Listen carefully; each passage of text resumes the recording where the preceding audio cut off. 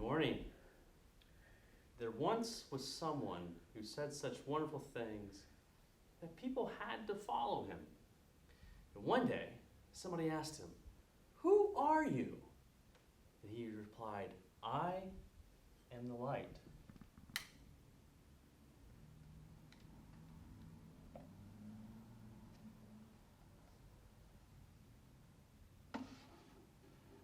Now today's story starts in the desert. The desert is a dangerous place. When the wind blows, the sand moves. There's not much water in the desert. And because there's not much water, there's not much to eat. And without water or food, you could die in the desert. During the day, the sun beats down and it can burn your skin. And at night, it gets cold. When the wind blows, the sand can sting your skin. So people wear special clothes in the desert, but they never go into the desert unless they have to, because it is a dangerous place. Now when the flood receded, all of the people and creatures of the earth spread out, and they gathered along rivers. In our story, there are two rivers. And the people gathered in small towns, and then larger towns, and then eventually cities. And two of these great cities, one was the city of Or, and the other was the city of Haran. Now, the people of Or believed that there were many gods. There was a god of every tree, of every flower, of every rock, of every cloud in the sky, and all of the water of the world. But there was one family in the city of Or that didn't believe this. They believed that there was one God, and that one God was in all places. Now, two members of this family were Abram and Sarai. One day, it came time for the family to move to Haran. They didn't know if God would be there, but that is what they thought. So they packed up all their things, and the young and the old people of the family went with Sarai and Abram on their way. And they followed the Euphrates River. Well, at night, they would camp under the stars, and during the day, the river would show them the way and give them water to drink. It took a long time to get to Haran. But they knew that they were getting close when they saw travelers that were coming from the other direction. And they finally arrived and they set up their camp. Well, at night, Abram would go out into the desert.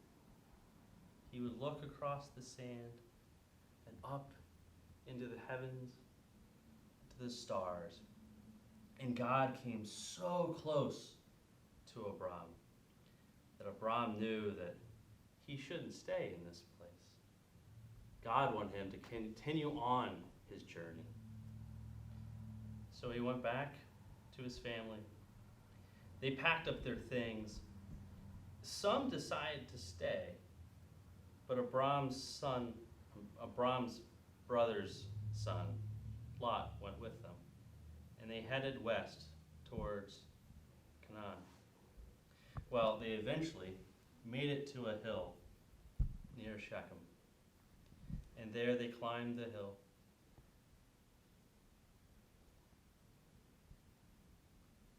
And they knelt and they prayed to God. And God was there. So they built an altar to mark this place. But God didn't want them to stay here, so they continued on.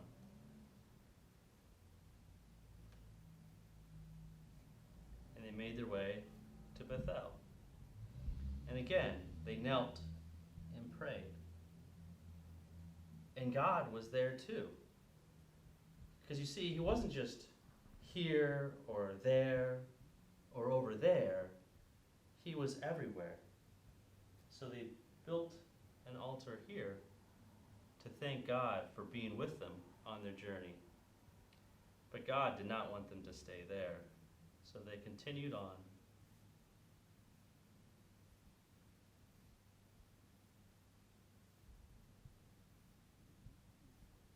And they eventually made their way to Haran. And there they set up their tents under the trees of Mamre. Well, one night, God called out to Abram. And Abram went out into the desert. He looked across the sand and up at all the stars. And God came so close to him. And he said, Abram, you will be the father of a great family, and Sarai will be its mother. There will be more members of this family than there are grains of sand and stars in the sky. Well, Abram, after hearing this, he couldn't believe it, because he and Sarai were much too old to have children. But he knew that it would be so, as hard as it was for him to believe. And God told him to change his name to Abraham, and that Sarai would be called Sarah. Well,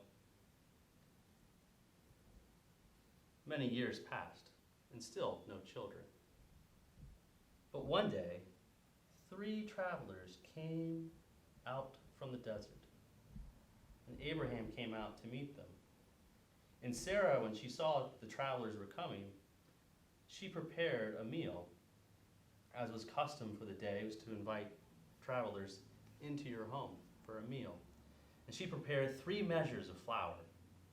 3 measures is a lot, because Sarah was a very generous woman.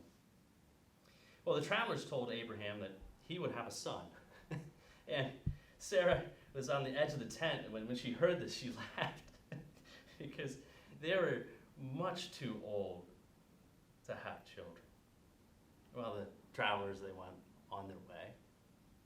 And you know what happened? They had a son. And they laughed. Oh, they laughed. And they were so happy. And they named their son Isaac, because in their language, Isaac means laughter. Well, Isaac grew up to be a fine young man. And after many years, Sarah, who was quite old, died. And they buried her in the trees of Mamre. Well, Abraham and Isaac missed Sarah terribly. They were very sad. But Abraham knew that there was one thing that he had to do before he died. He needed to find a wife for Isaac. And so he sent out his most trusted helper back across their journey, back to Haran, to find a wife. Well, on the outskirts of Haran, he stopped at a well, and there was a woman there named Rebecca. And Rebecca was so kind. She helped the weary traveler get water from the well and feed their animals. And she invited the helper back to her parents' house. And there, during a meal, the helper told Rebecca about the great family, about Abraham and Isaac and Sarah. And you know what? Rebecca decided that she wanted to be a part of that great family. So she went on her own journey. She was as courageous as she was kind.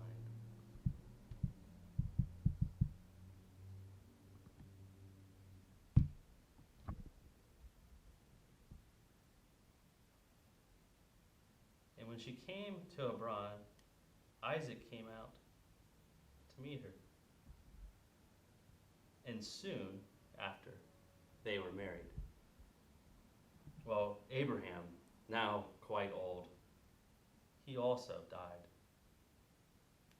And they buried him next to Sarah.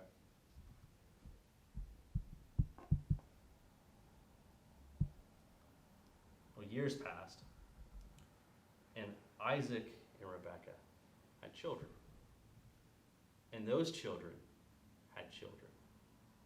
And those children had children.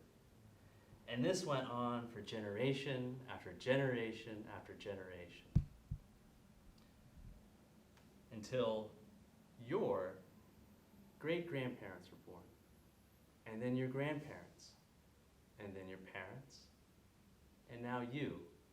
You are a part of this great family that has more members than there are stars in the sky and grains of sand.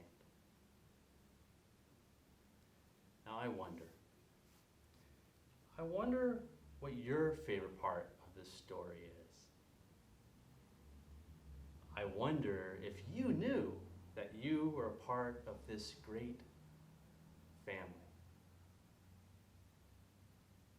I wonder if we could take anything out of this story, and would it be the same?